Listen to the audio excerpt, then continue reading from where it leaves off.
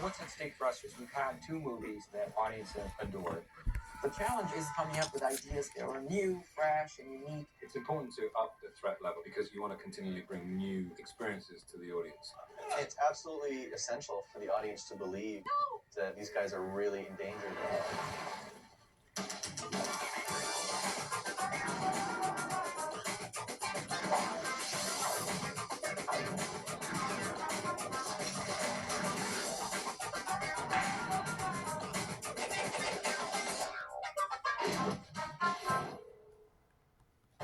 Ice Age: Dawn of the Dinosaurs is the next step in the journey of Manny, Diego, and Sid. Life is moving on.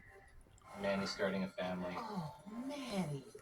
We open up the movie and Manny is just crazy with anxiety about the coming of the new baby. We need a code word. Yeah, something that says the baby's coming.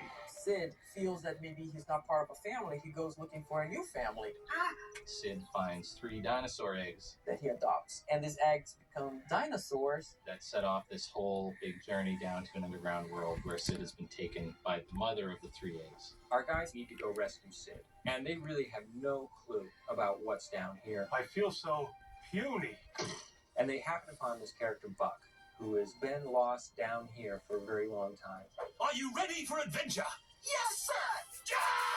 And he's gone a little bit crazy. But he also knows inside and out this place. And so they recruit him to be their guide into finding Sid.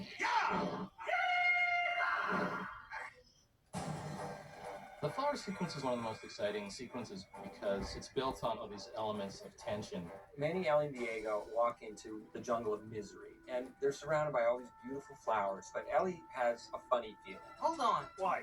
What's wrong? And Manny, being overprotective, mistakes this as she's got a craving she needs to eat. There's some fruit. No, Manny. I wouldn't do that if I were you. So he sees a little piece of fruit, and he's insisting on going to get it for Ellie. Turns out the fruit is a lure for this giant man-eating plant. It's time to get buck wild. Suddenly, Buck goes flying up in the air and dives into this plant. When Buck goes down, we set up this classic action movie, the ticking clock. It's a little bit like Jack Bauer in 24. What's happening is digestive juices is rising, and Buck gets his knife.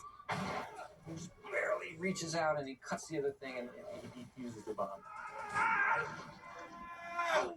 It's all risks. The challenging thing about making these sequences is coming up with ideas that were new, fresh, and unique. At this point of the film, you need something exciting to keep the second act going. You have to put the characters in peril. It's important to up the threat level and the tension, particularly in a series of movies, because you want to continually bring new experiences to the audience. If you're not careful about creating tension and maintaining interest, then people would simply lose interest in the film. One of the things that we discovered early on, you can't just have a bunch of sequences like, well, now they encounter this kind of dinosaur, and now they encounter that kind of dinosaur. And we thought about what other kinds of things would exist in a place like this. And one of the things that we thought of very early on was this idea that the plants are huge. And actually, doing Ice Age 2, we had an idea for a set piece with Scrat, the squirrel. He'd get trapped in the carnivorous plant, and the carnivorous plant eats his nut and all that stuff. And we looked at this piece of art of the Scrat being lured in by this plant. Man, that's really cool. We should do something with that. It never came to be fully realized. So when we were planning Ice Age 3, now I said, well, let's come up with a story for the plant. What if Manny, the gigantic creature, falls inside of this plant? We were always looking for ways in the Lost World to be unique, and this was a pretty interesting way. When we defined the characters that would be in the movie, we go through extensive research to see what kind of look we're looking for. The carnivorous plant, we're going through some references and looking at various kinds of plants. So there's the Venus flytrap type and the pitcher plant. And then we have a challenge of let's come up with a plant that belongs to the Ice Age world, because the whole movie has a style of its own and it had to belong there. And that's when Foot came up with this idea that the plant had these tentacles, like that would feed the plant. Which are sort of snake-like, and they curl up, and they have to grab, and they have to pick the characters up. That made it feel scary, but believable. The carnivorous plant was challenging because we were really focusing on the realism of the way something would move. You really have to use your imagination with a carnivorous plant that eats things in the jungle to try and figure out what that might look like. Its design is clearly taken from nature, but it's so huge and angry looking that I would just panic and be squashed. I would need Buck to help me out. That's once. Do that, and it will clamp shut forever.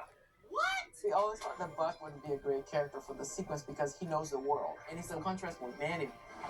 Buck's been down in this world on his own for a long time. He knows it very well. He's come across these plants before. Who's back It now? also enables two very strong characters like Manny and Diego to find themselves in peril. They need Buck. Manny is this tough guy that gets trapped, and now the little Indiana Jones kind of guy has to go in there and bail him out of that situation. What's important about the scene is the fact that they can be hurt. It's telling the audience that this world is dangerous. You know, if it was the possums, you'd be like, well, it's the possums. Of course they're going to get into trouble. But this is Manny and Diego. Also, it's an opportunity to really prove and show the audience that Buck knows what he's doing rather than just saying Buck knows what he's doing. This is how you demonstrate who Buck is and what he's capable of, and just how adept he is at surviving in this world. And that gives trust for the characters to use Buck as their guide through this huge world. In this world, you play by my rules. Voice work and up the threat level and the tension in terms of making the situation seem real. Rule number 1, always listen to Buck. What happens, the script is done, the character, in this case it'd be Simon Pegg, he gets his lines to read. What we do is we have a camera pointed at his face when he's recording, and so what we'll do is we'll take a look at some of that footage and see what his face was doing. Runs through a hole 6 miles deep that broke every bone in his body. One of the interesting things about doing voice work in terms of making the situation seem real is often effort noise. It's not just about calling for help and shouting and doing the dialogue. You record a lot of effort noise. And when I was recording that sequence particularly, there was a lot of Buck being underwater. There's a lot of running and panting and trying to make the voice sound like it's coming from that body in the way that body's moving. And then we'll tie down our animation based on that audio that was just recorded in the sound booth, because the actors really do bring a lot of energy. Life is a party! But it's all vital, and it all layers the scene with a reality, which, considering it's about a giant man-eating plant, is a tall order. Sounds like a jungle of misery to me. Hold on. Why? What's wrong? I got a funny feeling. You're hungry. Low blood sugar. Well, there's some fruit. No, Manny! I wouldn't do that if I were you. I think we were successful in conveying the peril for our characters, and I think we did it in such a way where we were able to stay true to the characters, but still put them in a situation they've never been in before. Bet you didn't see that coming. Manny! For the record, I blame you for this. Stop eating our friend's plant! One of the things that I'm the most proud of is the look of it and the feel of it. It literally represents what we always wanted it to be. It's time to get buck wild.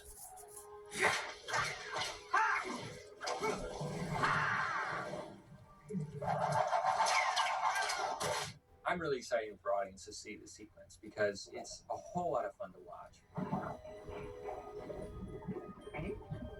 Hello.